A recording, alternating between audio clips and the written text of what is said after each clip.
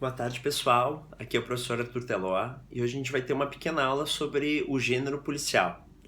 Quando eu falo gênero, não estou querendo dizer romance, conto, mas eu estou falando necessariamente de narrativa policial. Nós vamos fazer um percurso entre o gênero como tal, os seus diversos subgêneros, detetive, noir feminino, exemplos de autores que se consagraram escrevendo diferentes narrativas sobre ao redor desse gênero.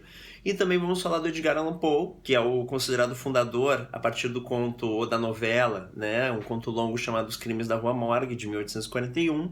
Falamos da poética do conto, como o Poe foi o autor, né, digamos, o fundador desse gênero policial. Nós vamos falar um pouquinho da poética do conto do Edgar Allan Poe, né, as ideias por trás das quais ele escrevia ou compunha esse tipo de narrativa breve e que se estenderam depois para a produção dele de contos policiais e de outros gêneros, já que o Poe também foi um grande iniciador de gêneros. E vamos terminar a aula de hoje fazendo uma leitura, uma interpretação do conto A Morte e a Bússola, do Jorge Luis Borges, que está no livro chamado Ficções, ou Ficciones, de 1944. Então, vamos lá. Sobre o primeiro ponto, o gênero policial, ele começa com Poe, né, com Edgar Allan Poe, em 1841, com a publicação dos Crimes da Rua Morgue, em que aparece o Auguste Dupin, que é o grande detetive dele. Nesse conto a gente tem todo um esboço sobre o perfil analítico de certo tipo de pessoa, e o narrador logo nos apresenta Auguste Dupin, né, que é uma espécie de um herói romântico, errante, dotado de uma capacidade muito grande de penetrar no coração dos seus interlocutores e, por meio da sua capacidade racional e de lógica, descobrir os crimes, né, aos quais ele foi convidado ou os quais ele foi provocado a solucionar. Esse tipo de focalização é muito interessante porque quando nós estamos lidando com romance policial, ou a novela, ou o conto, né, ou a narrativa policial, a gente tem em geral a noção dos efeitos, de tentar criar no leitor os efeitos de suspense e mistério, né? Ou seja, durante toda a trajetória narrativa, o leitor ele tem que se predispor a também tentar se sentir engajado, a também tentar elucidar o crime, e por meio de pistas falsas ou não, o autor vai guiando esse leitor às conclusões, né? Nesse ponto, algo muito importante na narrativa policial é a focalização. Eu já fiz um vídeo tratando da focalização que é parecido com o aspecto do narrador. O focalizador é, digamos, a câmera a partir da qual eu seleciono as impressões que o leitor vai captar. Essa focalização ela pode se dar de maneira parcial ou de maneira, digamos, onipresente, total, né? A maneira imparcial é esse narrador mais comum da narrativa do século XIX, e às vezes o José Saramago é um autor relativamente contemporâneo que utiliza esse tipo de focalização, em que nós temos uma narração em terceira pessoa e que ele pode, em que ele julga os personagens, ironiza os personagens, interpreta as ações dos personagens, seja é um narrador muitas vezes intruso na narrativa, e ele também sabe, a gente tem a sensação de que ele é um deus por fora dela, que está estruturando todas as peças da sua criação. A narrativa que eu acho, na verdade, mais interessante, mas isso é um ponto de vista pessoal, é a narrativa parcial, ou de focalização parcial, que pode se dar em primeira pessoa quando o focalizador ele é personagem da trama, né? Em primeira pessoa isso é muito importante. A gente tem que pensar a focalização como uma espécie de câmera, né? Uma espécie de GoPro que eu levo na lapela, que eu levo em algum lugar comigo, e eu vejo aquela narrativa a partir dos olhos do personagem, né? Ele então está selecionando aquilo, as informações e as sensações que o leitor vai ter.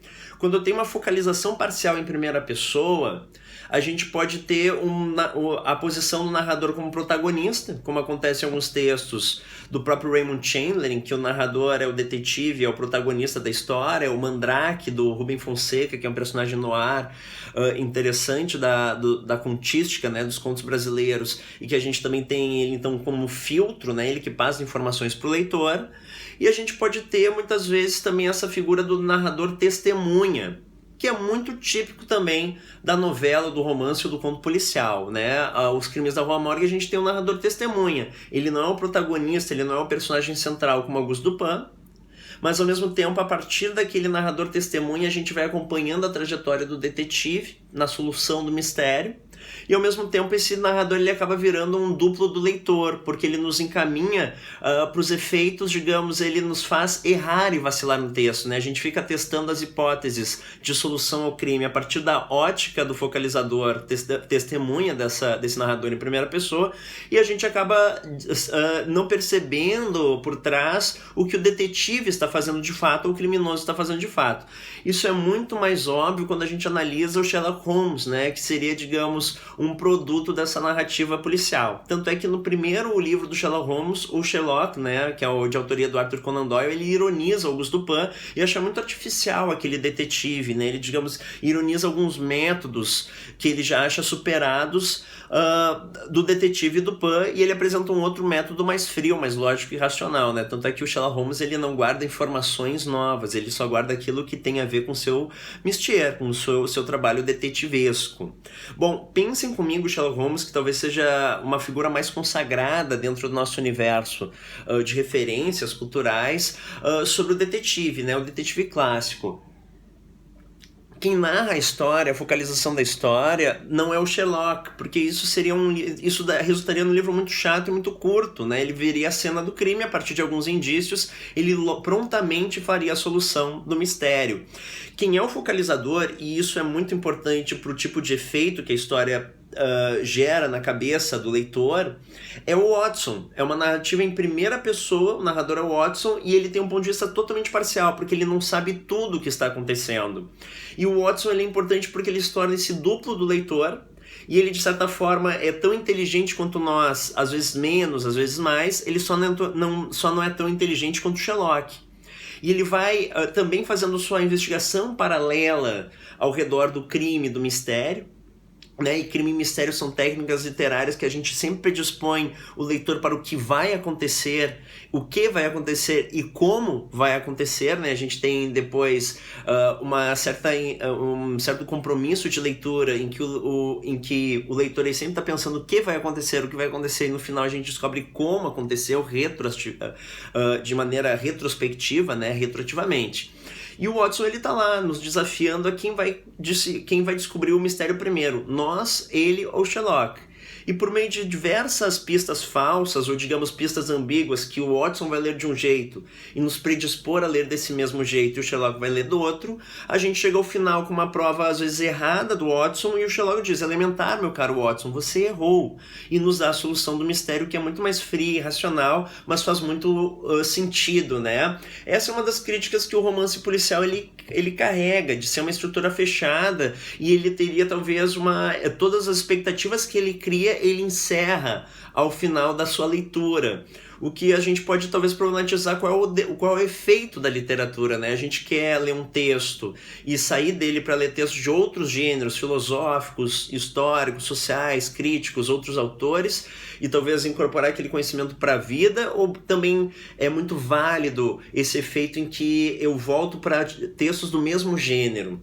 Um autor que era tarado por textos policiais e escreveu muitos textos policiais, mas mais uma perspectiva irônica, é o Mário Levreiro, que é um autor uruguaio. No grande livro dele, que é o Romance Luminoso, né, num dos grandes livros, mas é o mais falado pela crítica, que é uma espécie de longo diário da tentativa dele de dar conta desse romance luminoso que ele começou 10 anos atrás e ele não consegue continuar.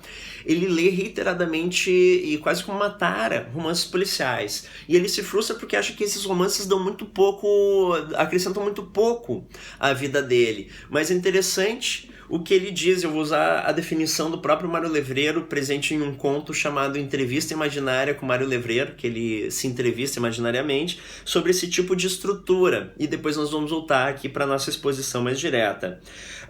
Quais são os teus autores policiais favoritos? Chandler, a quem releio bastante seguido, o mesmo com Simenon, Himes, Hextult, Anthony Gilbert, Dixon Carr, e uma larga lista, tanto no gênero clássico inglês como na novela negra, noir, que falaremos logo depois. Não te decepcionam as novelas, os romances policiais? Uma a uma, ou seja, todas? Sim, praticamente todas. Mas, curiosamente, como gênero, não. A decepção costuma dar-se ao final. Se dá ao princípio, não sigo lendo.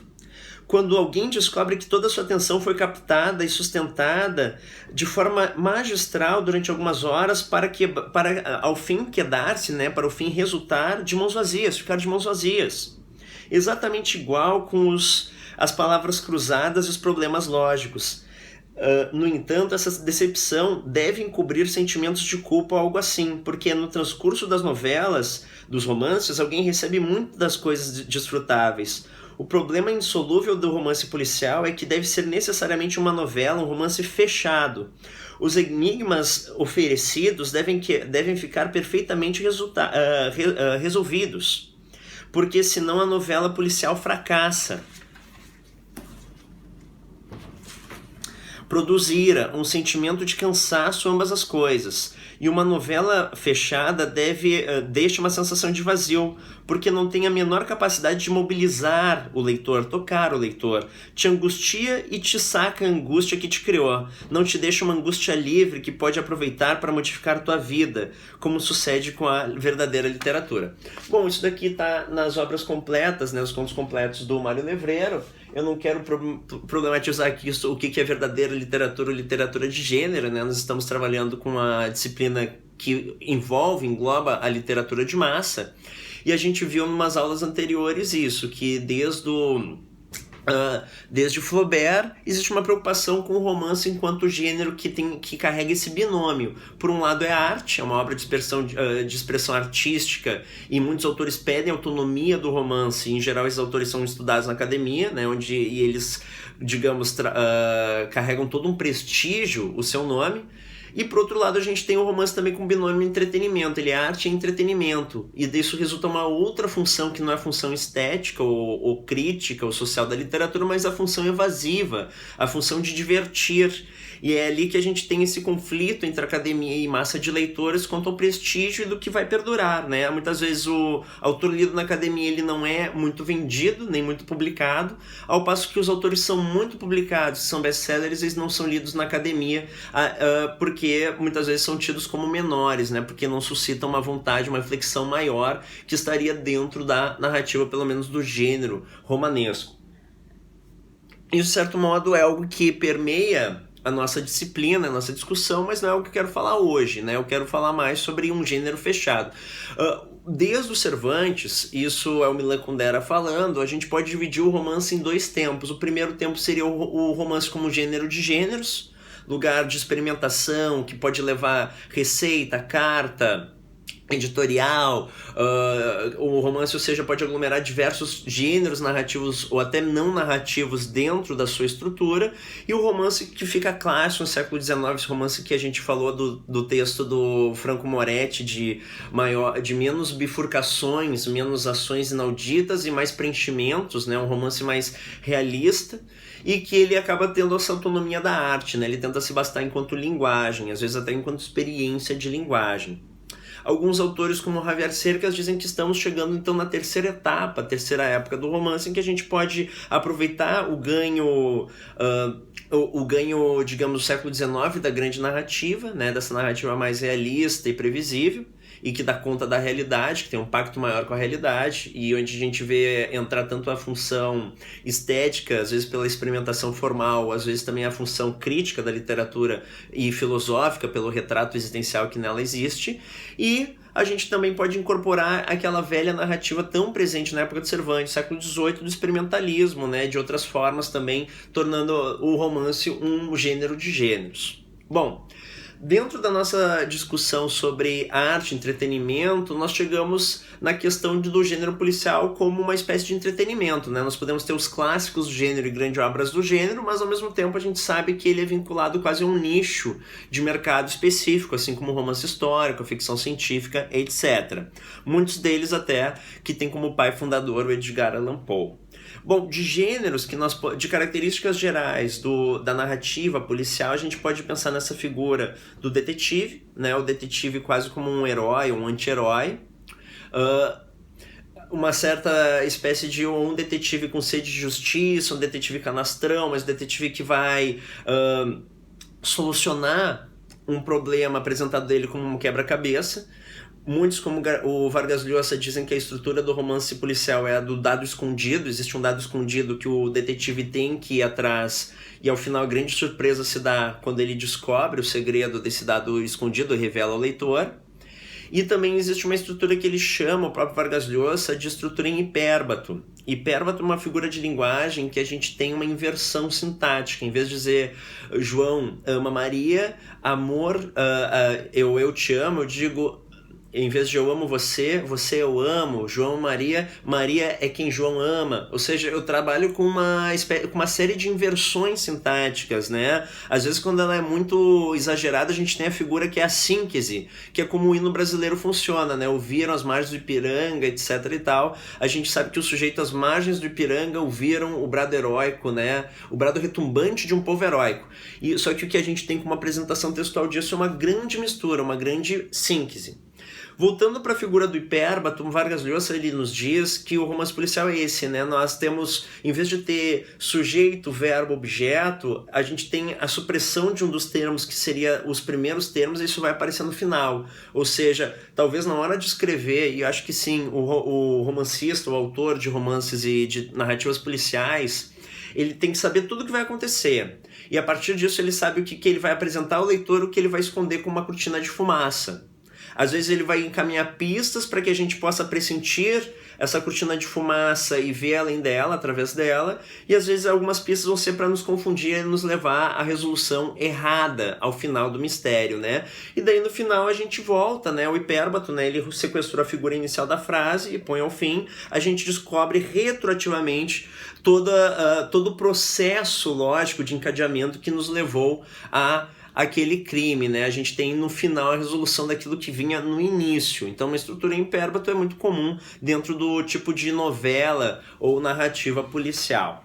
Bom, eu estava falando sobre os efeitos da focalização, e a focalização em primeira pessoa com narrador, testemunha, é muito comum, principalmente ali a gente vê no Dr. Watson do Arthur Conan Doyle, do Sherlock Holmes, como também no próprio Auguste Dupin, né, que o narrador é uma espécie de alter ego do Edgar Allan Poe, né, que nos predispõe a interpretações erradas. Outra focalização comum é o que acontece da em terceira pessoa, também é parcial, porque eu tenho um personagem fixo como um focalizador, então, em vez da GoPro na lapela, a câmera ela passa as minhas costas, ela passa a me acompanhar, mas ao mesmo tempo eu tenho toda a apreensão de cena, de atmosfera e de detalhes, todo o ponto de vista, toda a perspectiva é adotada com um focalizador fixo, né, em terceira pessoa, porque daí isso permite o narrador ter a sua linguagem e também a linguagem do personagem, que às vezes aparece por meio das falas ou do discurso indireto livre, que também já foi tema de algum encontro que nós tivemos, né? Alguns autores são consagrados no gênero policial, são o Arthur Conan Doyle, a Agatha Christie, Eric Ambler, o Dashiell Hammett, que tem o Falcão Maltês, né, como obra magna, como obra-prima. E é interessante a gente ver que no Falcão Maltês nós temos um outro gênero surgindo, que é o detetive noir, o gênero noir, ou a novela negra, em que nós temos um detetive mais humanizado, menos racionalizante, como o Dupin ou como o Sherlock Holmes, e muitas vezes é beberrão, mulherengo, né? A gente, sim, é um gênero que é muitas vezes mais machista também, mas também é alguém extremamente mais, ou hardboy, mais durão, né? Mas também às vezes é extremamente mais fragilizado pela vida, né? Mas guarda marcas daquela vida social. Exemplo de detetive noir é o Mandrake, né, do Rubem Fonseca, que é um advogado que ascendeu uma certa riqueza, mas como ele veio das margens sociais, dos personagens marginalizados, ele é uma espécie de ponta de encontro, uma ponte de encontro entre as classes altas, a quem ele serve, e as classes baixas, que ele acaba, digamos, né, que por meio do crime acaba encontrando também as classes altas, né? A gente vê a violência em Rubem Fonseca, é o lugar de encontro entre as diferentes classes sociais. E o Mandrake é um agente, de certa forma, que pertence a um mundo, entende os códigos desse mundo, mas ele também entende os códigos do mundo dos ricos, ele sabe usar desses códigos para se aproveitar e ganhar dinheiro, né? O que ele quer é ganhar dinheiro, ele não é movido por nenhum ideal de ética superior ou etc. Outros nomes que que a gente tem também importantes, além do Dashiell Hammett, do Falcão Maltês, né, do que tem esse grande detetive que é o Sam Spade. Vejam que muitos autores se escondem por trás de personagens, né, fixos. E o Sam Spade, e pelo menos Falcão Maltês é um romance muito interessante, pois todo ele é narrado em forma de cena, né? A gente não tem aquilo que a gente poderia chamar de sumários, que são narrativas mais autorais, com resumo do autor, ou a linguagem do autor mais presente, dando conta, digamos, de situações do passado, situações de fundo. Em geral, os sumários são narrados no imperfeito, que é o tempo de fundo da narrativa, né? São preenchimentos. O que a gente tem no Falcão Maltês enquanto narrativa literária é a presença de cenas, né? Nós temos ali o personagem dialogando, agindo, nós temos descrições, ou seja, daquele grande inventário que a gente falou em alguns momentos, que o Stephen King fala, que eu posso dividir a narrativa entre a história, o enredo, a narrativa, a descrição que cria uma atmosfera sensorial ao redor do personagem e os diálogos que dão vida ao personagem do seu ponto de vista. A gente tem mais pautado no personagem, nas suas ações, né?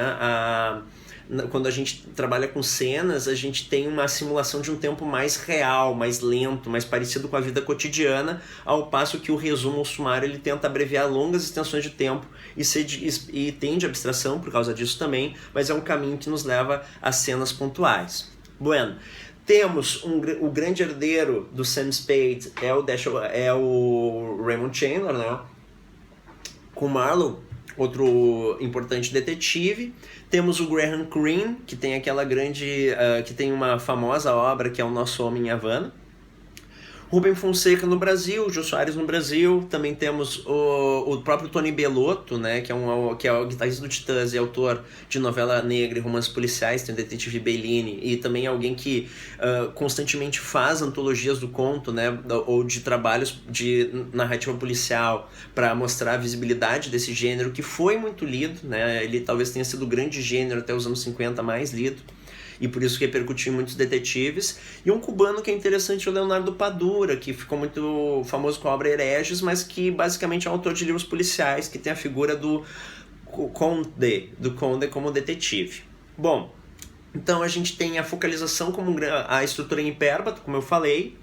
Nós temos a focalização, que é muito importante para decidir se eu vou ter uma focalização em primeira pessoa. Isso, o leitor às vezes tem com essa focalização mais envolvimento afetivo, mas ao mesmo tempo é mais difícil organizar a narrativa, né? O autor tem que pensar muito fora desse personagem para poder estruturar a narrativa policial.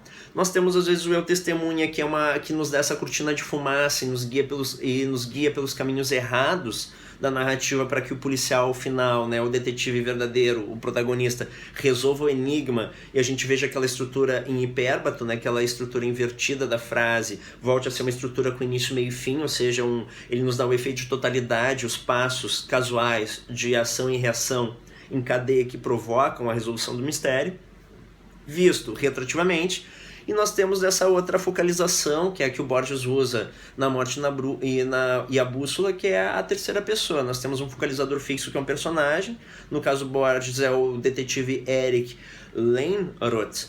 E nós temos, a partir da ótica desse detetive, que a gente percebe os detalhes da história, né? Uma focalização fixa em terceira pessoa. Também muito usado pelo Leonardo Padura e outros autores.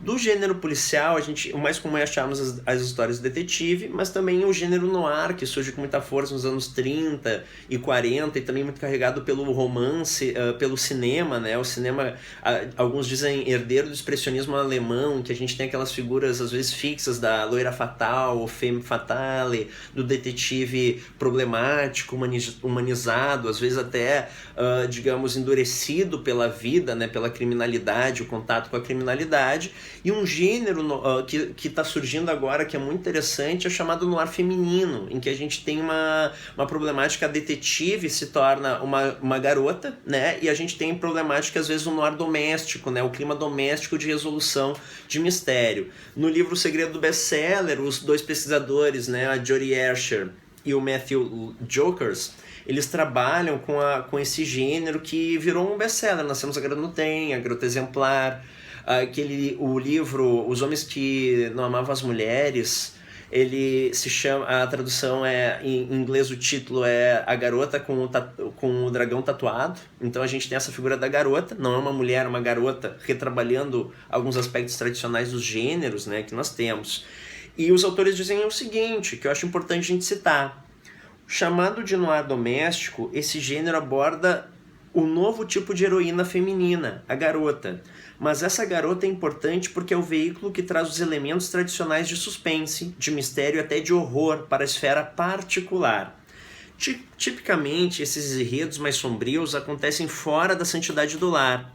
Acontecem na esfera pública, no lugar de espiões e de governos, tribunais e prisões, em escolas e escritórios. No noir doméstico, a garota nos leva para dentro da casa, para ambientes que são tradicional e estereotipicamente dela. Ela nos leva para um relacionamento, para o casamento e a família, e vira todos os estereótipos de cabeça para baixo. Em todos esses espaços, essa nova heroína parece um anjo vingador, uma figura furiosa, um agente violento de destruição. Essa garota, em certo sentido, tem a ver com purificação.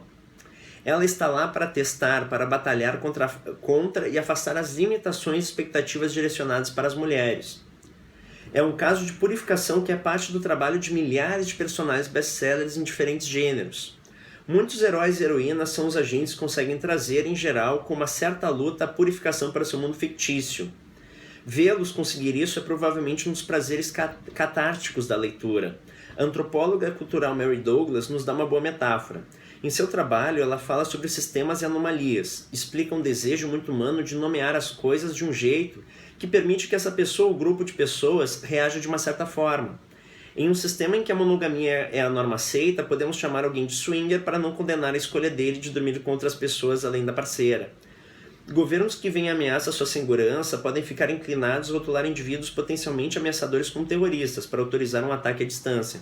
Dar nome é muito importante para o que permitimos e descobrimos. Pedir em casamento uma moça de família boa e bonita, irmã do nosso melhor amigo. Quando chegamos nas páginas finais... Desculpa, eu pulei. Dar nome é muito importante para o que permitimos e não permitimos. Isso é verdade, sobretudo, desde o título de livros a decisões pessoais e políticas, e também é essencial para a arte literária, né? Então, a gente tem esse novo gênero que volta e trabalha. É importante a figura da garota, né? Não ainda uma mulher casada, ainda não desempenha os papéis tradicionais da família tradicional, né? Aqueles papéis que a gente critica muito também na literatura, e ela, possivelmente vítima de violência, é um agente redentor dessa própria estrutura patriarcal. Bom, além disso, acho que agora a gente avançamos bastante no debate sobre os diversos gêneros do conto policial. Existe o thriller de suspense, existe o thriller médico, que às vezes o detetive é um legista, existem diversos, digamos, suspenses diferentes. A gente vai trabalhar um pouco as ideias do Edgar Allan Poe, que é o fundador do gênero, né? O Edgar Allan Poe ele é considerado o fundador do conto moderno.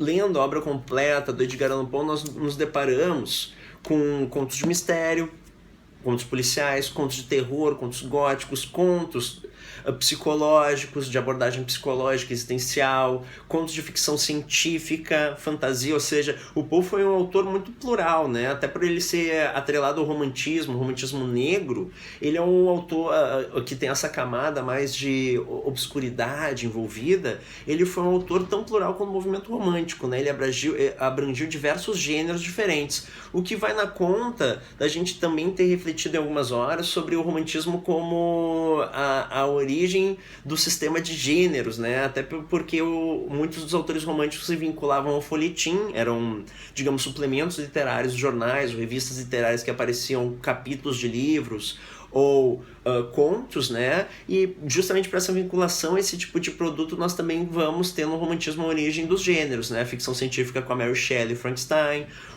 a narrativa policial com Edgar Allan Poe, entre outros, né? A narrativa rosa, mas assim, que a gente teria uma espécie de sessão da tarde, fazendo uma brincadeira com o tipo de programação do meio da tarde da TV brasileira. Bom, o Edgar Allan Poe ele é importante porque ele vai dar a tônica do conto moderno. Nós temos pelo menos 3 textos de Edgar Allan Poe que explicam a poética, né, do conto ou da narrativa. Um dos textos mais famosos dele é a Filosofia da Composição, que não é sobre o conto em si, mas é sobre o poema O Corvo, né? Seria, digamos, o raio-x dos procedimentos linguísticos que o levaram a conceber o corvo, a estruturar o corvo, a escrever o corvo, né? Ou seja, o que está por trás disso. Não é propriamente um conto, mas é uma narrativa, então muito do que serve para a filosofia da composição serve para a teoria do conto, uma teoria implícita do conto do Edgar Allan Poe, pois se trata de um poema narrativo. Personagem, clímax, etc. É muito comum no método Poe, né, o método de composição dele, conceber a elaboração de um efeito singular e a partir dele criar os incidentes que vão despertá-lo. O Poe trabalha muito com a ideia de que devemos começar a escrever pelo final, porque pelo final eu sei qual é o tipo de efeito, eu sei qual é a totalidade do texto. E o Poe, embora seja um escritor vinculado ao romantismo historicamente, portanto anticlássico em certos termos, ele é muito parecido com Aristóteles na poética, porque ele dá muita importância ao efeito de totalidade de uma obra, né? Eu tenho que sentar e ler a obra. No caso, Aristóteles está preocupado mais com a encenação das tragédias, né? Eu tenho que ter esse efeito de totalidade. A obra tem que ser quase esse organismo vivo em que eu não posso tirar a parte do todo. Eu tenho que ter, digamos, o grande quadro da obra. Por isso é tão importante para o Poe a brevidade. Ele fala que o poema deve ser lido em 1 hora, em uma sentada apenas. E é essa brevidade que ele leva a estruturar o corvo. E o conto ele é um pouquinho mais generoso, ele fala também de uma sentada, mas ele diz que podem ser 2 horas, mas que é muito importante o efeito de brevidade, porque nessa 1 hora, 2 horas, a gente vai captar toda a atenção do leitor. E é muito importante a gente ter consciência dos artifícios os quais nós vamos lançar mão para captar a atenção desse leitor.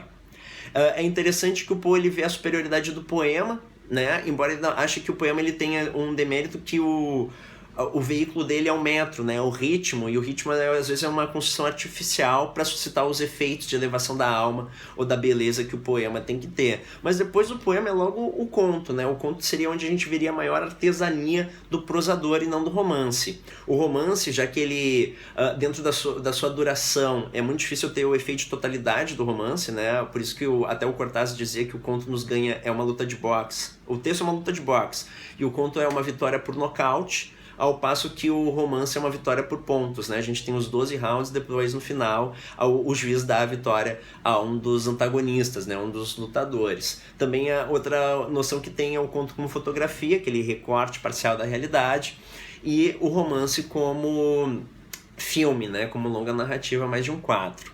É interessante a gente pensar nesse efeito do tempo de leitura, porque ele também é constitutivo do romance. O Poe ele quer, então, o maior efeito no menor tempo sobre o leitor. E ele acha que o conto ele tem que ser todo orientado em direção à produção de um único efeito, um efeito singular. Ele tem que ter um efeito de unidade. A mesma coisa que o Aristóteles falava há 2.000 anos atrás, né? Ou seja, 2.500 anos atrás, para ser um pouco mais preciso, que a obra de arte ela tem que gerar, principalmente a tragédia, um efeito de unidade no seu espectador, né? A gente tem que ter a apreensão daquele efeito quase catártico, e ele tem que ser quase uma narrativa só, um ponto só. Ao passo que o romance não. O romance, como a gente leva mais uma sentada para ler em geral, ele vai se pensando pelo tempo.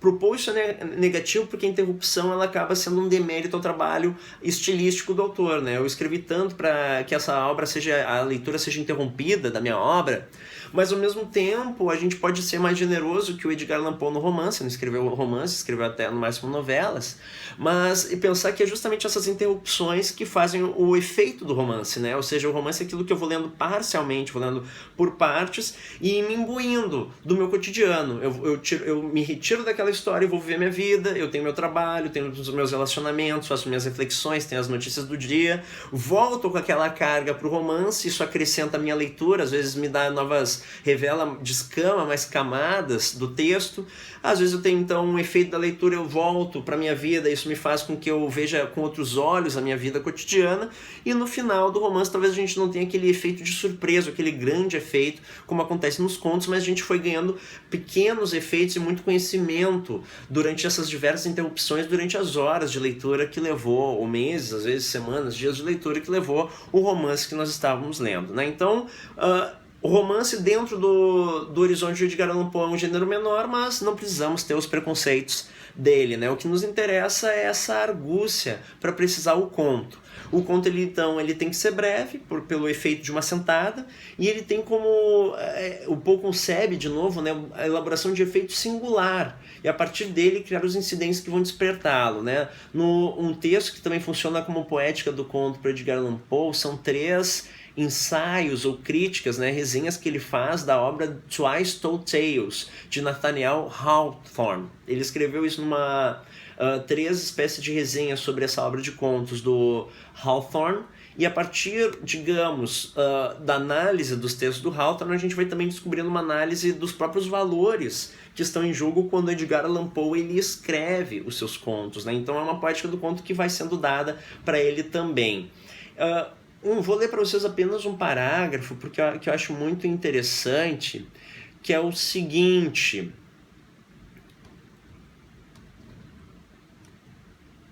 no conto breve, no entanto, o autor pode levar a cabo a totalidade de sua intenção, seja qual for. Durante a hora da leitura, a alma do leitor está nas mãos do escritor. Não há influências externas ou extrínsecas produzidas pelo cansaço ou pela interrupção. Um artista literário habilidoso constrói um conto. Se é sábio, não amolda os pensamentos para acomodar os incidentes, mas depois de conceber com cuidado deliberado a elaboração de um certo efeito único e singular, cria os incidentes, combinando os eventos de modo que possam melhor ajudá-lo a estabelecer o efeito anteriormente concebido. Se a primeira frase não se direcionou para esse efeito, ele fracassa já no primeiro passo. Em toda a composição não deve haver sequer uma palavra escrita cuja tendência, direta ou indireta, não leve àquele único plano pré-estabelecido. Com tal cuidado e habilidade, através desses meios, um quadro por fim será pintado e deixará na mente de quem o contemplar um senso de plena satisfação. Percebam como o Poe se importa muito com os efeitos de leitura no leitor, né? Ou seja, ele está preocupado com aquela outra margem, o tipo de reação que o texto suscita no leitor. A ideia do conto apresentou-se imaculada, visto que não foi perturbada por nada. Este é um fim ao que o romance não pode atingir. A brevidade excessiva é censurável tanto no conto como no poema, mas a excessiva extensão deve ser ainda mais evitada, né? Então a gente tem...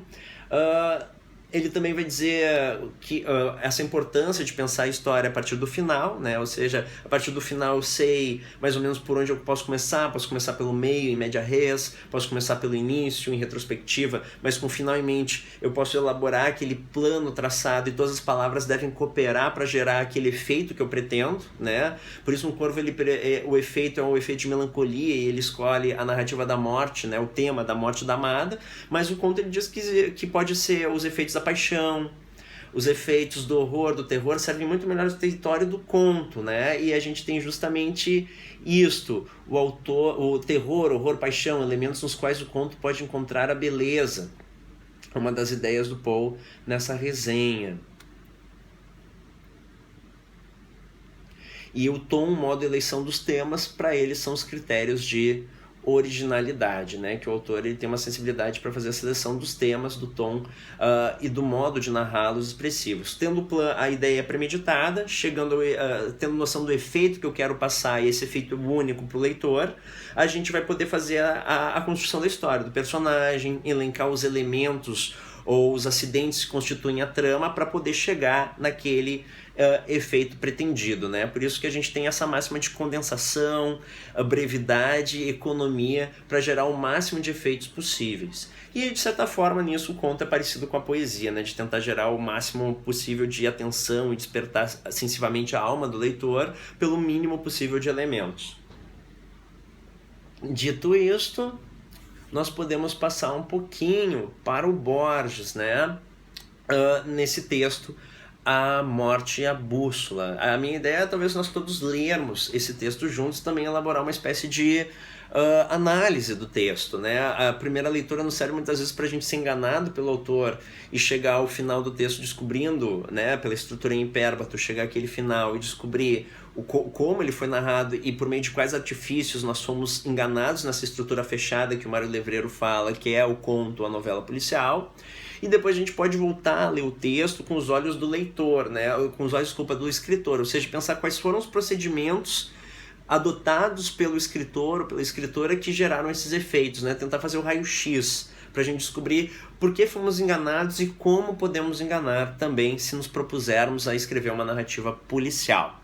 O que eu vou dizer para vocês? O Borges, ele é um autor diferente, né, dos outros autores. No texto na aula sobre as três vanguardas do Ricardo Piglia, o Piglia, ele fala que o Borges ele jamais se preocupou em estudar aquilo que era considerado alta literatura pela academia, né? Ele não tem texto sobre Proust, sobre Dostoiévski, Tolstói, etc., porque o Borges estava muito preocupado com o sistema de gêneros, né?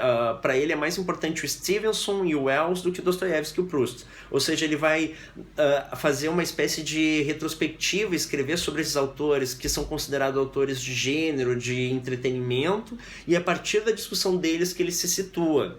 Até um outro escrito do Piglia, que ficou muito famoso como Poética do Conto, que se chama As Teses sobre o Conto, ele diz que o Borges, basicamente o procedimento de muitos contos dele é pegar um personagem no momento no momento que ele enfrenta o destino, né? É quase sempre a decisão de vida ou morte, o momento áureo daquele personagem numa sua narrativa de vida, né? Aquele momento X em que tudo pode se perder ou tudo pode se consumar.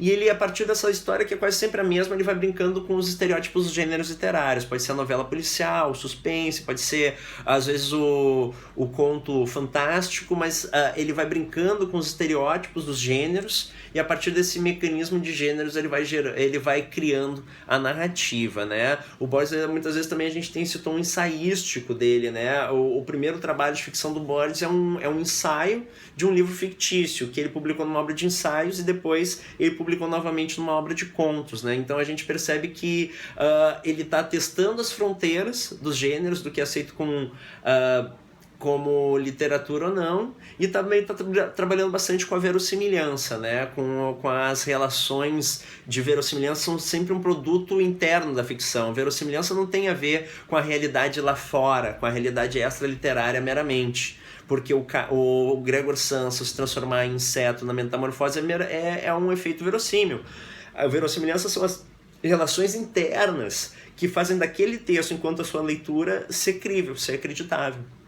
O Borges ele tem uma larga história de retomada do gênero policial, né? Ele gosta do gênero policial, e até um dos experimentos que ele tem atrelados a esse tipo de narrativa é um livro que ele escreveu a quatro mãos com outro escritor importante do panorama argentino, que é o Adolfo Bioy Casares, que é o 6 Problemas para Dom Isidro Parodi.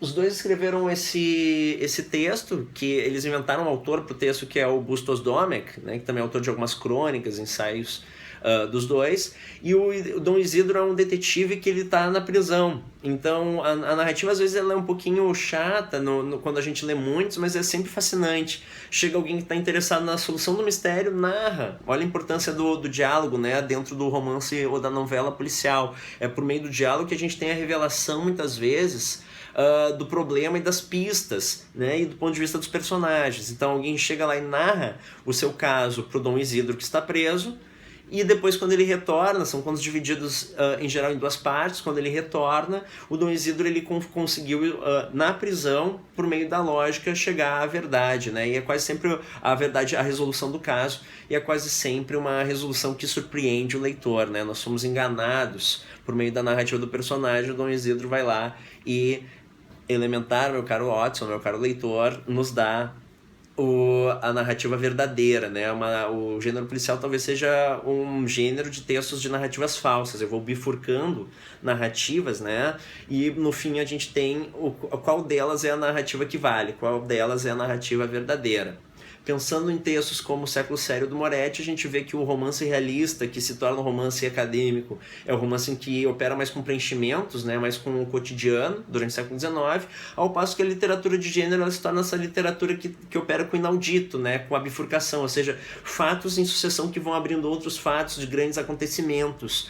Às vezes, na economia do romance policial, a gente vê que todo capítulo ele tem uma grande pista, né, ou uma grande reviravolta, uma grande turning point, peripécia que vai constantemente provocar uma releitura daquilo que nós estávamos acostumados, né, das nossas expectativas enquanto leitor. Então é interessante também o tipo de sedução que essa narrativa opera no corpo, né, do leitor, pois a gente se sente muito visceralmente inserido ali, a gente está inserido não só intelectualmente, mas também visceralmente querendo passar as páginas para chegar à resolução. Um exemplo disso seria talvez o próprio Dan Brown, né, que é um autor de livros de suspense, de thrillers, como Código da Vinci, Anjos e Demônios, em que opera basicamente muito com esse tipo de reação física, né, do leitor à história. Bueno, vamos então para o texto do Borges e encerrar o nosso encontro de hoje. Quem está vendo esse texto e não sabe do que estamos tratando é A Morte e a Bússola, que está no livro Ficções, né, de 1944. Do Jorge Luis Borges. Eu recomendo a todos que não leram o texto pausarem o vídeo aqui, lerem o texto, tá, antes, chegarem às suas próprias conclusões, e depois nós vamos agora juntos, né, com o texto já lido, chegar a elaborar essa ótica do escritor, ao escrever o que se nós deparamos enquanto estrutura textual com A Morte e a Bússola. Vamos ler.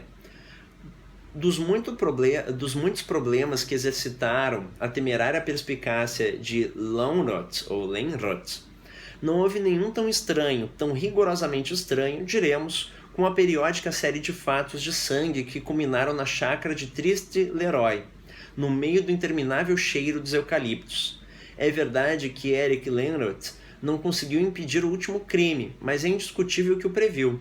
Também não adiantou a identidade do infausto assassino de Amolinsky, mas sim a secreta morfologia da maldita série e a participação de Red Scarlett, cujo segundo apelido é Scarlett o Dandy. Este criminoso, como tantos, havia jurado por sua honra a morte de Lönnrot, mas este nunca se deixou intimidar. Lönnrot julgava-se um puro raciocinador, um Auguste Dupin, mas havia nele algo de aventureiro e até de jogador. Então, no primeiro parágrafo, a gente já tem o resumo do texto, né? A introdução, ao contrário do Crimes da Rua Morgue, que é um ensaio filosófico, que a gente tem o resumo do que aconteceu no texto como um todo, na narrativa. É interessante que a gente sabe o que aconteceu, mas não o que, mas não como aconteceu, que é o grande segredo da literatura, né? A literatura é muito mais o como e como a gente articula as coisas e apresenta elas por meio da linguagem do que o que, né? O que é mais a figura do jornalismo, o fato. O como e a linguagem é um terreno da literatura. Essa estratégia aparece muito também uma pequena obra-prima do Gabriel Garcia Marques, que é a Crônica de uma Morte Anunciada, em que na primeira página a gente sabe o que aconteceu, quem morreu e qual foi o crime, mas não sabe como aconteceu. Isso a gente só vai saber 90 páginas depois, né? É um tipo de estratégia que mostra a maturidade do autor ao escrever. Algumas coisas importantes aqui que eu ressaltei do primeiro parágrafo, além do resumo do texto, é que diz o que aconteceu e não como aconteceu, é a palavra morfologia, uma palavra-chave. Nós estamos lidando então com as formas, né, as estruturas de construção do crime. Nós temos então um trabalho morfológico, e o detetive é basicamente alguém que vai ler a morfologia do crime, né, a forma com qual o crime toma o corpo, digamos assim. E nós temos uma referência a Auguste Dupin, né? Essa marca não só a intertextualidade com o detetive de Poe, como também o pertencimento do texto ao gênero policial e o caráter do personagem Lönnrot. A gente já sabe a partir disso muitas coisas dos personagens, né? E a filiação, um gênero criado por Edgar Allan Poe. Quando a gente trabalha com Borges, como eu falei daquele ensaio, que é um conto, a gente tem que ter sempre em mente a capacidade intertextual, né? Ele é alguém que elabora a narrativa muito a partir do intertexto. Ele pega lugares comuns dos textos, né, de outras obras literárias, e ele rearranja elas no seu próprio escrito, e a partir do rearranjo de lugares comuns, estruturas comuns, que nós temos a originalidade do autor. O primeiro crime aconteceu no Hotel do Nord. Pensem na palavra norte. Esse alto prisma que domina o estuário, cujas águas têm a cor do deserto. Pensem nas águas aqui, mais tarde vão voltar outras águas da cor do deserto. A essa torre, que muito notoriamente reúne a tediosa brancura de um sanatório, a numerada divisibilidade de um cárcere e a aparência geral de uma casa de uma nota, chegou no dia 3 de dezembro o delegado de Podolsk ao terceiro congresso talmúdico, o professor Marcelo Yarmolinsky, homem de barba e olhos pardos. Nunca saberemos se o Hotel do Norte lhe agradou. aceitou com uma antiga resignação que lhe tinha permitido tolerar 3 anos de guerra nos Cárpatos e 3.000 anos de opressão e de pogroms, né? Então a gente tem, por meio de uma pequena descrição, um caráter muito resignado, né, do personagem, que vai ser a primeira vítima do crime, né, esse intelectual judeu. Deram-lhe um quarto no piso 1, diante da suíte que não sem esplendor ocupava o tetrarca da Galileia. E Armolinsky jantou, adiou para o dia seguinte o exame da desconhecida cidade, a arrumou num placar de seus muitos livros e as suas pouquíssimas roupas, e antes da meia-noite apagou a luz. Assim o declarou o chofer do tetrarca, que dormia no quarto contíguo. No dia 4, às 11h03 da manhã, telefonou-lhe um redator de Jüdische Zeitung, o jornal judeu. O doutor Yarmolinsky não respondeu. Foram dar com ele no quarto, já levemente arroxeada a cara, quase nu sob uma grande capa anacrônica. Jazia não longe da porta que dava para o corredor. Uma punhalada profunda tinha-lhe rasgado o peito. Então essa é a marca do crime, a punhalada no peito. Umas horas depois, no mesmo quarto, no meio de jornalistas, fotógrafos e polícias, o comissário Treviranos e Lenhart debatiam com serenidade o problema. Não é preciso procurar nenhum bicho de 7 cabeças, disse Treviranos, brandindo um imperioso cigarro. Todos nós sabemos que o tetrarca da Galileia possui as melhores safiras do mundo. Alguém para lhes roubar deve ter entrado aqui por engano, e Armolinsky levantou-se e o ladrão teve de matá-lo. O que acha? Possível, mas não interessante, respondeu Lenhart. Vai replicar-me que a realidade não tem a mínima obrigação de ser interessante. Eu respondo-lhe que a realidade pode prescindir dessa obrigação, mas não as hipóteses. Na que você improvisou intervém copiosamente o acaso.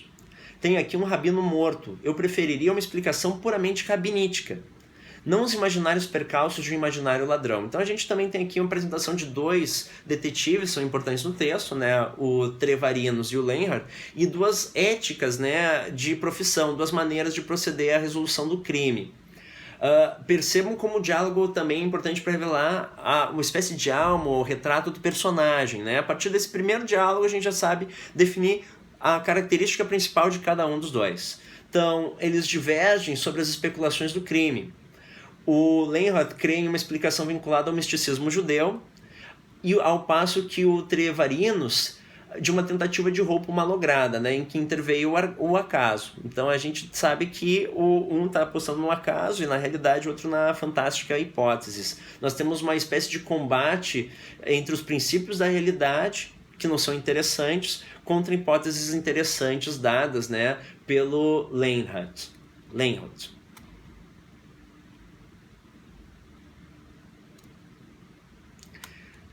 Treviranos retorquiu com mau humor. Não me interessam as explicações rabínicas. Interessa-me a captura do homem que apunhalou este desconhecido. Não é assim tão desconhecido, corrigiu Lenhart. Estão aqui as suas obras completas.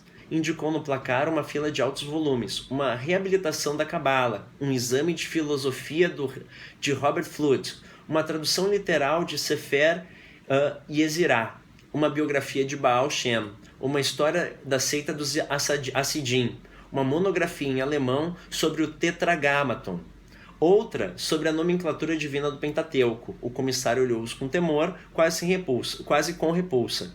A seguir pôs-se a rir. Sou um pobre cristão, replicou. Leve todos esses mamarrachos se quiser, não tenho tempo a perder com superstições judias. Talvez este crime pertença à história das superstições judias, murmurou Lenhart, como o cristianismo. Atreveu-se a completar o redator da Jüdische Zeitung. Era míope, ateu e muito tímido, né? Olha, muito interessante essa economia para apresentar o personagem. Com essa frase a gente já sabe a personalidade do jornalista. Ninguém lhe respondeu. Os agentes tinham encontrado na pequena máquina de escrever uma folha de papel com essa sentença inconclusa. A primeira letra do nome foi articulada. Aqui é interessante, né, que a primeira parte do conto se encerra. E a primeira letra do nome é interessante até visualmente, tipograficamente na página, porque ela corta o conto. A gente tem, por meio da reiteração, a primeira, a segunda e a terceira letra do nome, conforme forem aparecendo nessa narrativa, a gente tem uma disposição visual diferente.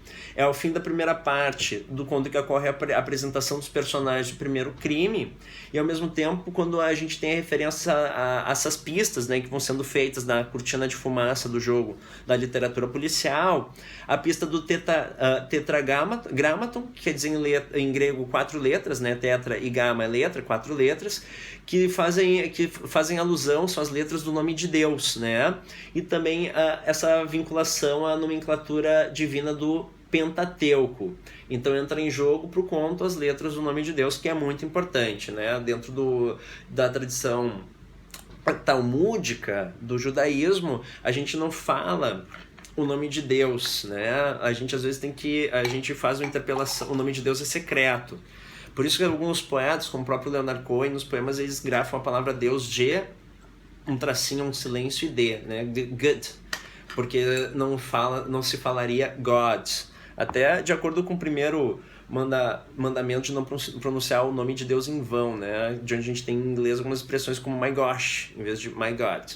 Bom, vamos continuar para a segunda parte do conto, que revela o método de investigação proposto pelo Leonhard, né? Esse método bibliográfico, né? Bibliófilo, né? De amor aos livros, dele recluso na biblioteca pesquisando. Isso daí também é a grande bifurcação, porque a gente vê que a partir disso ele foi enganado lá no final. Leonhard absteve-se de sorrir. Repentinamente, bibliófilo ou hebraísta determinou que ele fizesse um pacote com os livros do morto e os levou a seu apartamento.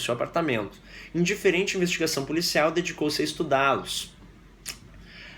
Um livro em oitavo maior revelou-lhe os ensinamentos de Israel Ban Shem Tobel, fundador da seita dos piedosos, outras virtudes e os terrores do tetragrammaton, das 4 letras, que é o inefável nome de Deus. Outra tese de que Deus tem um nome oculto, no qual está compreendido, na qual está compendiado, como na esfera de cristal que os persas atribuem a Alexandre da Macedônia. Seu nono atributo, eternidade, isto é, o conhecimento imediato de todas as coisas que são e que foram no universo. A tradição enumera 99 nomes de Deus. Os hebraístas atribuem esse imperfeito número ao mágico temor às cifras pares. Os Hassidim argumentam que esse ato assinala um 100º nome, o nome absoluto. Então, aqui a gente tem o intertexto estrutural do conto, né? A tradição mística em relação aos nomes de Deus é o intertexto cultural que vai aparecer com muita força aqui. Deixa eu ver se tem mais alguma observação. Só a bibliofilia como métodos de investigação de Leonhard. Dessa erudição distraiu dias depois o aparecimento do redator da Jüdische Zeitung. Este queria falar do assassinato. Leonhard preferiu falar dos diversos nomes de Deus. O jornalista declarou em 3 colunas que o investigador Eric Leonhard tinha se dedicado a estudar os nomes de Deus para dar com o nome do assassino. Leonhard, habituado às simplificações do jornalismo, não se indignou. Um desses vendedores de livros que descobriram que qualquer homem se resigna a comprar qualquer livro, publicou uma edição popular de A História da Seita dos Hassidim. Então aqui também a gente tem a reportagem contando ao público os métodos de investigação adotados. Isso vai ser importante para o Scarlac, né? Que é a partir disso que o Scarlac consegue armar a trama de captura ao redor do Leonhard. Temos agora o corte para a terceira parte do texto, né? Então, corte para o segundo crime, a gente tem um resumo do terceiro crime, que vão ser a terceira parte da estrutura textual, que tem 4, né? O segundo crime ocorreu na noite de 3 de janeiro. Pensem que o primeiro foi na de 3 de dezembro, então recorrência do número 3. No mais desamparado e deserto dos vazios subúrbios ocidentais da capital, ou seja, na parte oeste. A gente começou o crime na norte, agora a gente está na parte oeste da capital, Buenos Aires, provavelmente. Por volta do amanhecer, um dos gendarmes, um dos policiais, portanto, que vigiam a cavalo essas solidões, viu no umbral de uma antiga loja de tintas um homem com um poncho deitado. O duro rosto estava como que mascarado de sangue. Uma punhalada profunda rachara-lhe o peito. Então, recorrência das marcas do primeiro assassinato, né? A punhalada no peito. Na parede, sobre os losangos amarelos e vermelhos, gravem, losangos amarelos e vermelhos vão ser uma recorrência ao redor do conto, né? Eles vão aparecer muitas vezes ainda. Havia algumas palavras em giz. O gendarme soletrou-as. Nessa tarde, Treviranos e Leonhard dirigiram-se à remota cena do crime. À esquerda e à direita do automóvel, a cidade se desintegrava. Cresceu o firmamento e diminuíam de importância as casas, e aumentava de um forno de tijolos de um álamo. chegaram ao seu pobre destino, um beco fino de taipas rosadas que pareciam refletir de algum modo desmedido o pôr do sol. O morto já tinha sido identificado, era Daniel Simão Acevedo, homem de certa fama nos antigos arrabaldes do norte. Olha, um certo vilão criminoso romântico, né? Esse cara, que fora promovido de carreteiro a cabo eleitoral, para degenerar depois em ladrão e até em delator. O singular estilo de sua morte pareceu-lhes adequado. Acevedo era o último representante de uma geração de bandidos que conheceu o manejo do punhal, mas não do revólver. As palavras em giz eram as seguintes. A segunda letra do nome foi articulada. Olha a repetição da pista e da forma de matar e da data, do número 3. E da disposição visual que corta o texto. O terceiro crime ocorreu na noite de 3 de fevereiro. Pouco antes de 1 hora, o telefone ressoou no escritório do comissário Treviranos. Com hábito sigilo, falou um homem de voz gutural. Disse que se chamava Ginsberg, ou Ginsburg, e que estava disposto a comunicar, por uma remuneração razoável, os fatos dos 2 sacrifícios de Acevedo e Armolinsky, né? Um nome judeu, Ginsburg, aqui também sendo colocado. Uma discórdia de zumbidos é uma pista falsa.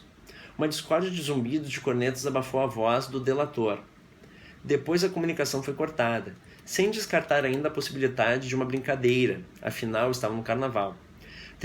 Treviranos averigou que lhe haviam telefonado do Liverpool House, taberna da rua de Toulon, essa rua salobre na qual convivem o Cosmorama e a leiteria, o bordel e os vendedores de bíblias. Treviranos falou com o patrão, Black Finnegan, velho criminoso irlandês, abatido e quase anulado pela decência. Disse-lhe que a última pessoa que tinha utilizado o telefone da casa era o inquilino, um tal de Griffius, e que acabava de sair com alguns amigos. Treviranos foi em seguida ao Liverpool House. O patrão comunicou-lhe o seguinte: há 8 dias, Griffius havia alugado um quarto em cima do bar. Era um homem de feições afiladas, de nebulosa barba cinzenta, trajado pobremente de preto. Finnegan, que destinava esse quarto a um uso que Treviranos adivinhou, prostituição, provavelmente, pediu-lhe um aluguel sem dúvida excessivo. Griffius imediatamente pagou a soma estipulada. Quase nunca saía, jantava e almoçava em seu quarto. Só o conheciam de vista no bar. Nessa noite, desceu para telefonar para o escritório de Finnegan. Desceu para telefonar no escritório de Finnegan, desculpa. Um cupê fechado deteve-se diante da taverna. O cocheiro não se moveu do pescante. Alguns fregueses lembraram-se de que tinha máscara de urso. Do cupê desceram 2 arlequins, eram de reduzida estatura e ninguém deixou de observar que estavam muito bêbados. Entre balidos de cornetas irromperam no escritório de Finnegan. Abraçaram Griffius, que pareceu reconhecê-los, mas que lhes respondeu com frieza. Trocaram algumas palavras em Yiddish, novamente o elemento judaico aqui presente, né? O Yiddish é uma das línguas atribuídas aos judeus e quase virou a língua de Israel, né? Depois eles adotaram o hebraico, porque seria uma língua mais, digamos, internacional, uma língua mais que realmente comungaria, né, a comunidade judaica esparsa pelo mundo ao redor de um eixo comum, ao passo que o Yiddish pertencia mais a um tipo de descendente judeu. Bueno, palavras em Yiddish. Ele em voz baixa, gutural, eles com vozes falsas agudas, e subiram ao quarto do fundo. Em 15 minutos desceram os 3 muito felizes. Griffius cambaleante parecia tão bêbado como os outros, e alto e vertiginoso no meio, entre os arlequins mascarados. Uma das mulheres do bar recordou os losangos amarelos, vermelhos e verdes, segundo a recorrência desses amarelos, vermelhos e verdes que apareceu ali na loja onde ocorreu o segundo crime, né? 2 vezes tropeçou. Olha a repetição da imagem. Agora a gente tem um certo confronto que é importante entre o número 2 e 3. A numerologia nesse conto é importante. A gente tem recorrente do 2, do 3 e do 4. Tá? Então, 2 vezes tropeçou, 2 vezes o seguraram os arlequins. Rumo à doca próxima, de água retangular, os 3 subiram no cupê e desapareceram. Os 3. Já no estribo do cupê, o último arlequim garatujou uma figura obscena e uma sentença sobre a ardósia do beiral. Treviranos viu a sentença, era quase previsível, dizia: as últimas letras do nome foi articulada, né? Vejam que é uma pista falsa, né? Porque a última letra do nome, o nome teria 4 letras, é tetragrammaton e não trigrammaton, né? Mas a última das letras do nome foi articulada. chegamos agora na última parte do conto, né? De certa forma, depois desses 3 crimes, a gente está chegando na última parte, que é a resolução da história. Examinou a seguir o quartinho de Griffiths Ginsberg. Havia no chão uma brusca estrela de sangue. No canto, o resto de cigarro de marca húngara. No armário, um livro em latim, o Philologus Hebraico-Grecus, de Leusden, com várias notas manuscritas. Essas notas vão ser importantes porque vão distrair o detetive. Trevarinos olhou com indignação e mandou procurar Lenhardt. Este, sem tirar o chapéu, pôs-se a ler, enquanto o comissário interrogava as contraditórias testemunhas do possível sequestro. As 4 saíram. Na sinuosa rua de Toulon, quando pisavam as serpentinas mortas da aurora, Trevarinos disse: "E se a história dessa noite fosse um simulacro?" Ironicamente, olha como as pistas falsas vão criando surpresas e efeitos no leitor, né? Porque o Trevarinos está muito mais certo do que o Lenhardt. Embora pareça que não, né? Embora a gente querer que a razão esteja com o Lenhardt. Ele é o focalizador principal do texto, né? Outra coisa importante, né, sobre a estrela no chão e o texto que foi encontrado em latim, é que a gente tem um livro sobre figuras hebraicas e gregas, né? Hebraico e grecos. Hebraico e grecos são certamente 2 universos simbólicos que para o Borges constituem a cultura ocidental e que também, digamos, cujos intertextos estruturam o texto, né? Esse conto em nível mais profundo, né? Tanto a mitologia, o imaginário grego, quanto o hebraico. E a gente vai para a última parte do conto, que é a resolução do crime. Então, a primeira parte apresentamos os personagens, o primeiro crime. A segunda parte, nós tivemos um método de investigação do detetive. A terceira foi mais ou menos um resumo, né, rápido dos 2 crimes sucessivos. E agora a quarta é a resolução da história. Eric Lenhardt sorriu e estamos na metade do texto. Então, essa última parte ocupa metade do texto. Eric Lenhardt sorriu e deu-lhe com toda a gravidade uma passagem. E leu-lhe com toda a gravidade uma passagem que estava sublinhada da dissertação 33ª do Philologus. Dies Judeorum incipit a soles ocassum, usque ad soles ocassum diei sequentes. Isto quer dizer, acrescentou, o dia hebreu começa ao anoitecer e dura até o anoitecer seguinte. O outro esboçou uma ironia. Esse dado é mais valioso que o senhor recolheu esta noite? Não, mais valiosa é uma palavra que disse Ginsberg.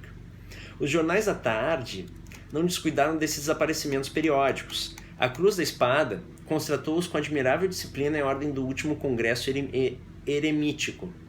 Ernst Palastrin, o mártir, reprovou as demoras intoleráveis de um prógon clandestino. Prógon é essa digamos, execução sistemática no povo judeu, que acontecia muito também na Rússia czarista e a partir de onde muitos imigraram aqui para o Brasil, para a Argentina e para outros lugares.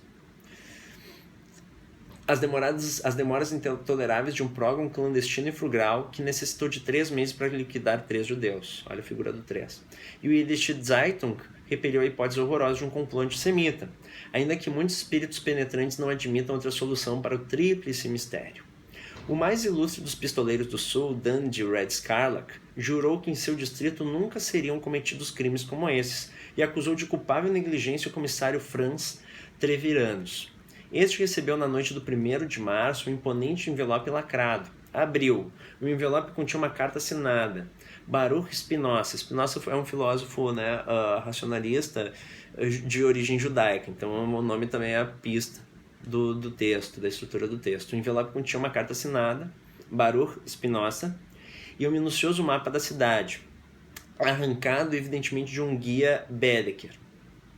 A carta profetizava que o dia 3 de março não teria um quarto crime, pois a loja de tintas do Oeste, a taverna da Rua de Toulon e o Hotel do Norte eram os vértices perfeitos de um triângulo equilátero e místico. O mapa demonstrava em tinta vermelha a regularidade desse triângulo. Treviranos leu com resignação esse argumento geométrico, né? E enviou a carta e o mapa à casa de Lenhardt, indiscutível merecedor de tais loucuras. Eric Lenhardt estudou-as. Os 3 lugares eram, de fato, equidistantes. Então a gente tem essa figura, né, de um triângulo equilátero que marcaria uma espécie, a prevalência do número 3 na obra, recorrência do 3 de dezembro, 3 de janeiro, 3 de fevereiro, e essa resolução. Aconteceu tudo ali, não vai haver uma quarta morte. Claro que isso é uma pista falsa, E o leitor já está percebendo que existe um quarto elemento que, na verdade, vai fazer uma espécie de cruz, né? A gente tem que chegar no sul. A figura ela é dupla, são 2 triângulos, né, sobrepostos. Então a gente vai ter que chegar lá. O que também nos leva a crer que o Scarlett é o duplo do detetive, né? Que eles são um duplo do outro. Então aqui, como nota, eu coloquei... deixa eu ver se eu botei alguma nota aqui. Lane estudou-as. Os 3 lugares de fatos eram equidistantes. Simetrias que estruturam geometricamente a história. Simbologia do 3 contra o 4. Simetria no tempo, 3 de dezembro, 3 de janeiro, 3 de fevereiro. Simetria no espaço também. O quando recorta os pontos cardeais da cidade. Repete-se a imagem das águas em contraste com a imagem das águas próximas ao Hotel Norte, quando ele chega lá no ponto do sul. Sentiu de repente que estava por decifrar o mistério. Um compasso e uma bússola completaram essa repentina intuição. Sorriu, pronunciou a palavra tetragrammaton, de aquisição recente, telefonou ao comissário e disse-lhe: obrigado por esse triângulo equilátero que o senhor a noite passada me remeteu. Permitiu-me resolver o problema. Amanhã, sexta-feira, olha o quebra-cabeça, né, do jogo policial, desse tipo de narrativa. Amanhã, sexta-feira, os criminosos estarão na prisão, podemos ficar tranquilos. Então não planejam um quarto crime? Exatamente porque planejam um quarto crime, podemos ficar muito tranquilos. Longhorn colocou o fone no gancho. 1 hora depois viajava num trem das Ferrocarriles Australes, rumo à chácara abandonada de Trist-Leroy.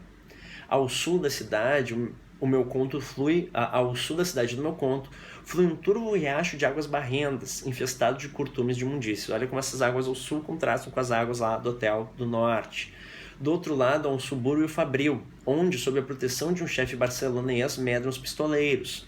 Leonard sorriu ao pensar que o mais afamado, Red Scarlett, teria oferecido qualquer coisa para saber dessa clandestina visita, né? Olha, como o focalizador é o Eric Leonhardt, a gente está sendo guiado pela pista falsa, né? Ele está fazendo exatamente o que o Scarlett quer. Acevedo foi companheiro de Scarlett. Leonhardt considerou a remota possibilidade de que a quarta vítima fosse Scarlett.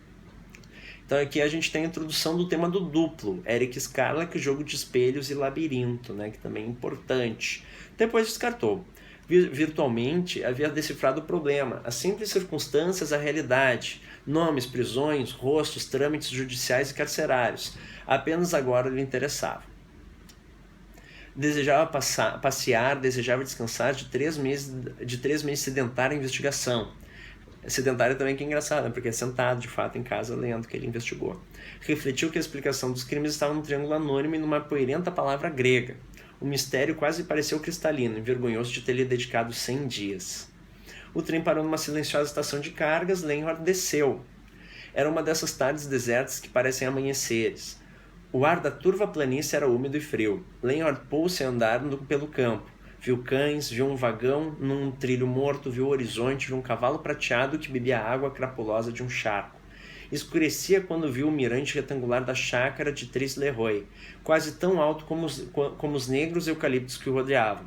Pensou que somente um amanhecer e um ocaso, um velho resplendor no oriente e outro no ocidente, separavam da hora desejada por aqueles que procuravam o nome, né? Vejam também amanhecer ao ocaso, quase um ponto de destino, né? Entre a vida e a morte, né? Essa figura quase do pôr do sol, como é um caminho, uma bifurcação de um para o outro. Isso vai aparecer depois na estátua da casa do Hermes. Esses 2 caminhos, um olha o ocaso, outro o amanhecer. Uma enferrujada grade definia o perímetro irregular da chácara. O portão principal estava fechado. Leonhardt, sem muita esperança de entrar, fez toda a volta. De novo, diante do portão infranqueável, meteu a mão entre os barrotes, quase maquinalmente deparou com o ferrolho. O ranger do ferro surpreendeu. Com passividade laboriosa, o porão inteiro cedeu. Longhorn avançou entre os eucaliptos, pisando confundidas gerações de rotas folhas rígidas. Vista de perto, a casa da chácara de Trist-Leroy possuía muitas inúteis simetrias e repetições maníacas. Olha de novo essa simetria, né? Tantas vezes a recorrência do crime, a maneira como mataram, ele e o Scarlett, a simetria também dos 2 triângulos, né? Que acabam formando a figura dessa cruz, que é o ponto de onde vai ter a morte, né? Então a gente tem aqui uma espécie de espelhismo e das repetições que estruturam o texto. A uma diana glacial em nicho lôbrego correspondia a um outro segundo nicho, outra diana. Uma sacada refletia-se em outra sacada, agora a gente entra no imaginário grego. Duplas escalinatas abriam-se em dupla balaustrada. Um Hermes de duas caras projetava uma sombra monstruosa. Lenhard rodeou a casa como rodeara a chácara. Tudo examinou. Sob o nível do terraço viu uma estreita persiana. Empurrou-a. Uns poucos degraus de mármore desciam a um porão. Lenhard, que já intuía as preferências do arquiteto, adivinhou que no oposto muro ao porão havia outros degraus. Encontrou-o, subiu, alçou as mãos e abriu o sapão de saída. Um resplendor guiou-o a uma janela. Abriu-a. Uma lua amarela e circular definia no triste jardim duas fontes obstruídas. Lenhard explorou a casa. Por antesalas e galerias saiu a pátios iguais, repetidas vezes o mesmo pátio. Subiu por escadas poeirentas, antecâmaras circulares. Infinitamente multiplicou-se em espelhos opostos. Cansou-se de abrir ou entreabrir janelas que lhe revelavam fora o mesmo desolado jardim de várias alturas e vários ângulos. Dentro móveis, com capas amarelas e lustres embalados em tarlatana. Um aposento deteve. Nesse aposento, uma única flor, num copo de porcelana. O primeiro toque, as pétalas antigas despedaçaram-se. No segundo andar, no último, a casa pareceu infinita e crescente. A casa não é tão grande, pensou. Aumentaram na penumbra, a simetria, os espelhos, os muitos anos, meu desconhecimento e a solidão. Por uma escada espiral chegou ao mirante. A lua dessa tarde atravessava os losangos das janelas. Eram amarelos, vermelhos e verdes. A terceira recorrência do amarelo, vermelhos e verdes no texto.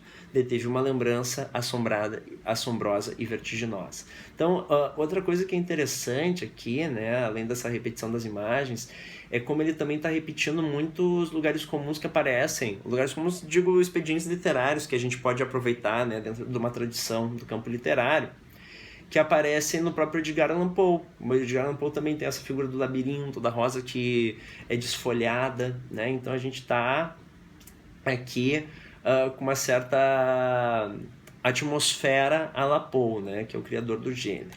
O Borges traduziu Poe, então é importante a gente botar esse dado, né? O Borges e o Cortázar, que são dois dos maiores autores argentinos, traduziram o Edgar Allan Poe de formas diferentes. O Cortázar traduziu toda a obra, o Borges ele traduzia, mas ele também mudava, tirava parágrafos, porque ele tinha uma crença também diferente da economia do conto, né? Ele tentava atualizar os procedimentos do Poe para uma leitura mais do século XX, digamos assim. Bom, dois homens de pequena estatura, aqueles antigos arlequins, no final são comparsas do Scarlett, né? A gente sabe o que são a partir de agora. Ferozes e fornidos arremessaram-se sobre ele e o desarmaram. Outro, muito alto, saudou com gravidade e disse: "Você é muito amável. Economizou-nos uma noite e um dia." Era Red Scarlett, essa é a ironia do texto. Os homens manietaram Longhorn. Este, por fim, recuperou a voz. "Scarlett, você procura um nome secreto?" Ainda imbuído da trama talmúdica, do misticismo judeu, ele tem uma leitura errada, né, da coisa, da trama.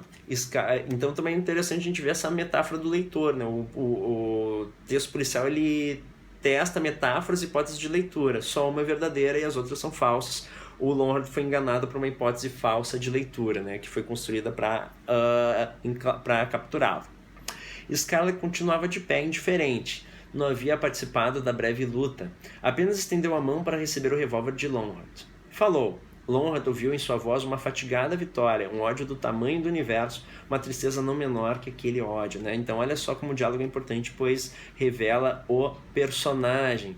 Por meio da fala, Scarlett revela a arquitetura da emboscada e suas razões, o elementar, meu caro Longhorn, no caso.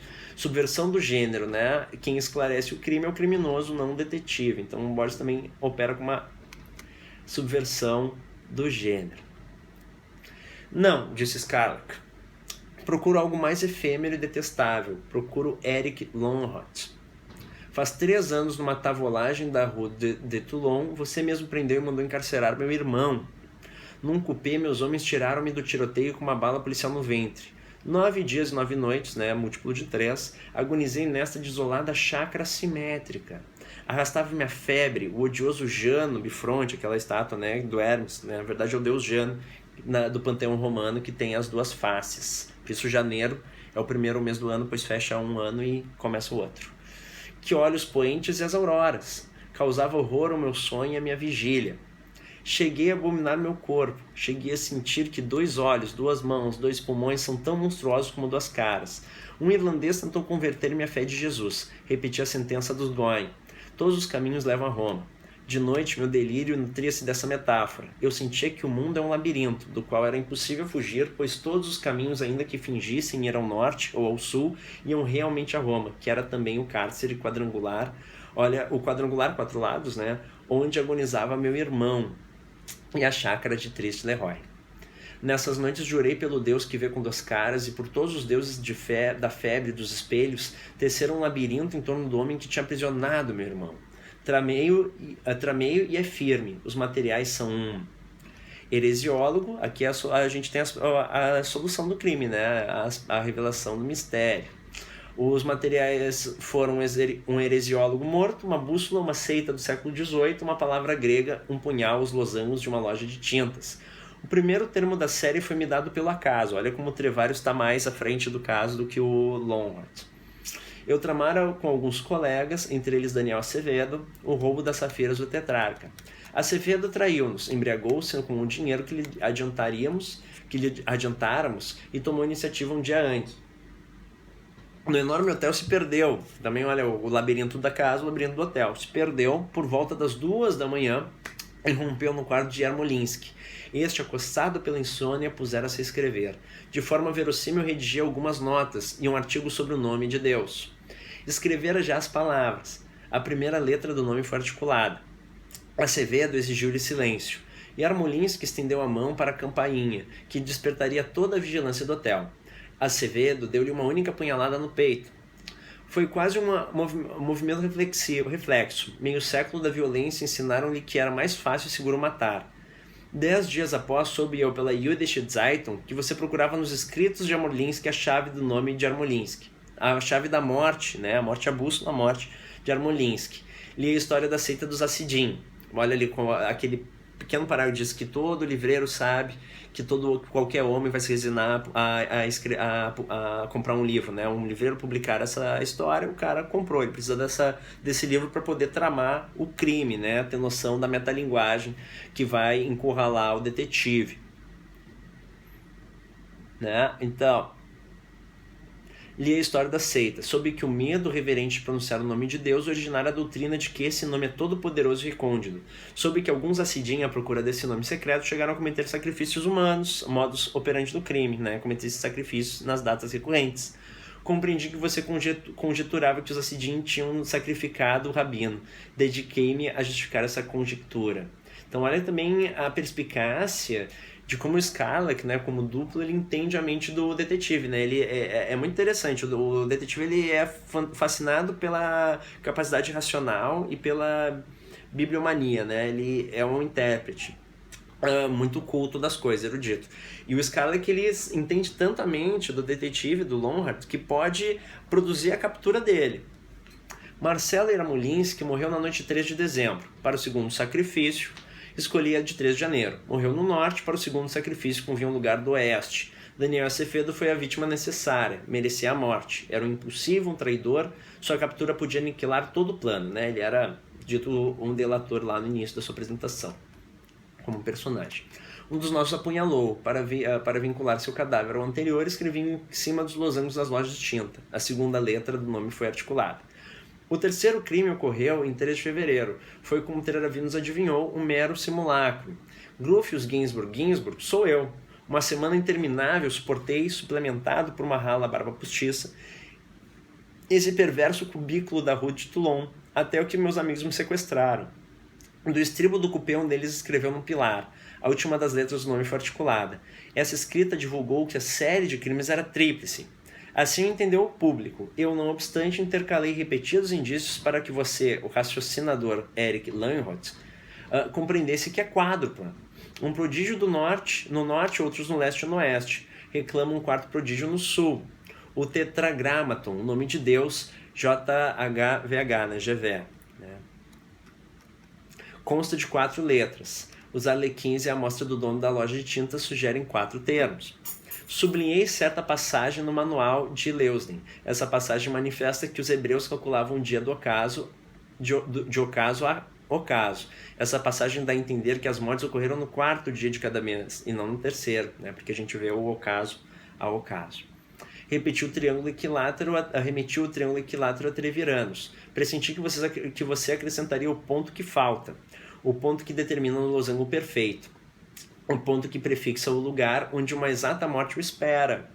Tudo premeditei, Eric Lonrod, para atraí-lo às solidões de Triste Leroy. Então, dentro da poética do Borges, como o Pilha fala, né, esse momento de verdade, de destino, em que o herói se confronta com as forças do destino e a brincadeira com o gênero.